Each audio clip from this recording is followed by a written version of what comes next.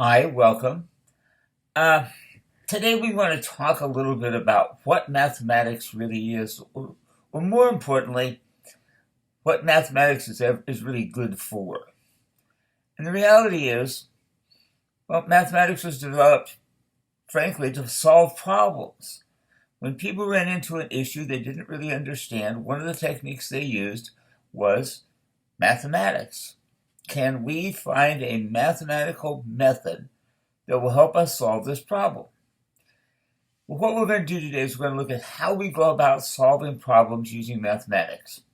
And we're going to basically try to look at some techniques that have been developed by folks who really do understand what's going on. Now, how do we go about solving them? What are we looking for? We're looking for a strategy, a way to go about solving the problem that's repeatable, that we can use over and over again, that will help us solve multiple problems. So how do we do that? Well, there's a lot of different strategies out there, but there's no one best strategy that works in every case.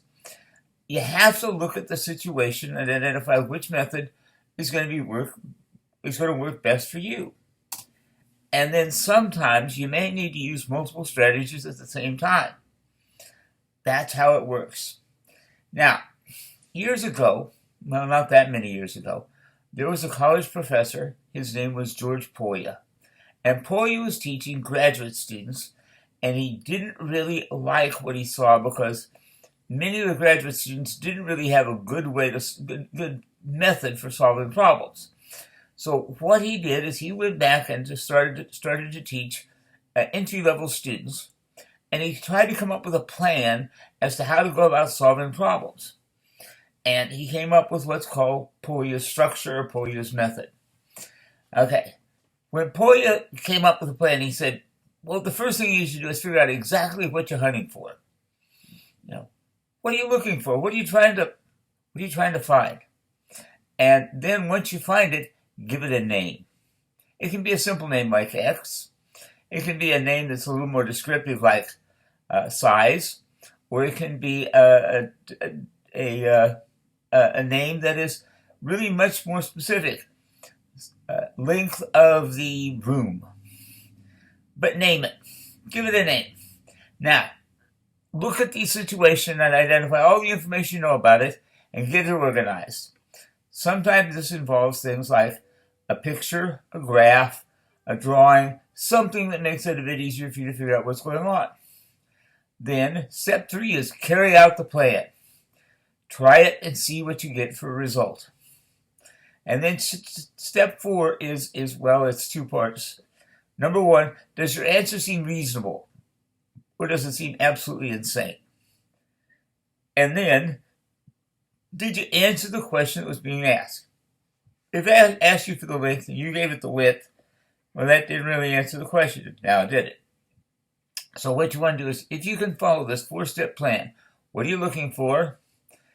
Collect the information and get it organized. Maybe draw yourself some pictures and some graphs, things that make it easy for you to understand. Now, implement the plan. Try it. Get an answer.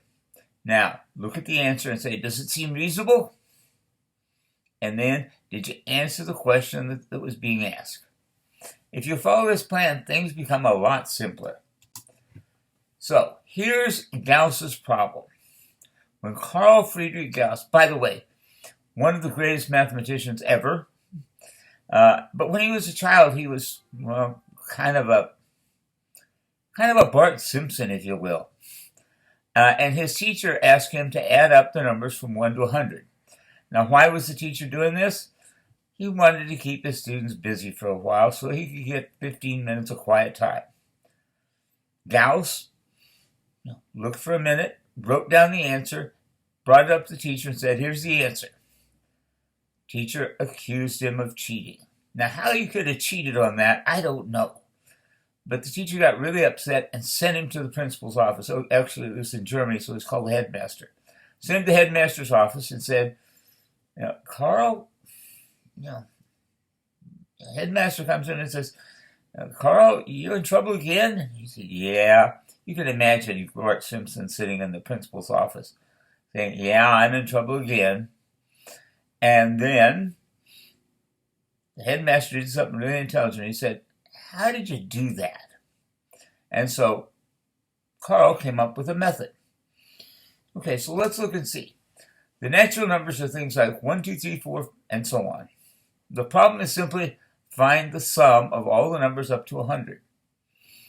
Now, what strategy did Carl use? He organized his data. So, what he did in his mind is he thought about what the numbers look like. 1 plus 2 plus 3 plus 4 plus 5 plus 6 plus 7 plus 8 plus all the way out to 100. And then in his mind he said, well, let's write them down backwards. 100, 99, 98, 97, 96, 99. And then he said, if I add those up, they always add up to 101. So, now the next question becomes, well, what do you do now? Okay, so we're going to carry out the plan. There are 100 sums of 101. So, 2 times the sum, S is the sum, that's what he named it, is 100 times 101. Okay, so that becomes the sum, S, is equal to 100 times 101 divided by 2. So basically what he did is he said, I can figure it out by taking half of the 100, that'd be 50, times 101, that'd be 5,050, and that's my sum. And he took it to teacher, and teacher said, get out of my classroom. Now, check the answer. Check the method. Check and make sure it works. The method is mathematically correct because the addition can be performed in any order you want. Multiplication is nothing more than repeated addition. So the sum is always 101. And when we add them all up, there's 50 of them. So 50 times 101 becomes 5,050. Okay, so what did we learn from this? Well, Carl took a specific problem and broke it into steps that made it simpler to solve.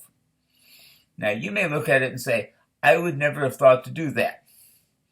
Well, probably neither would I. But the reality is we can follow Gauss's method. We can follow these kinds of methods around and emulate them. And that's what we want to start doing. So, this is kind of an introduction to Polya's method. The 4-step method for solving problems. Figure out what you're trying to find and name it. Collect your data and get it organized. Number 3, solve the problem using the data you have.